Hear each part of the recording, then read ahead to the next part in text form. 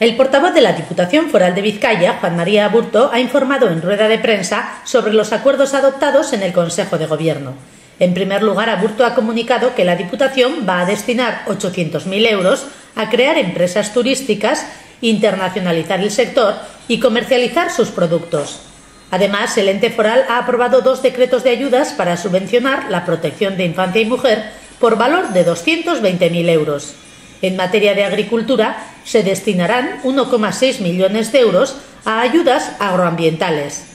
El Departamento de Cultura, por su parte, va a conceder 4,5 millones de euros para financiar actividades del Museo de Pasos de Semana Santa de Bilbao, el Museo de la Paz de Guernica, el Museo Guggenheim Bilbao, el Museo Simón Bolívar y el Museo Arqueológico, Etnográfico e Histórico Vasco.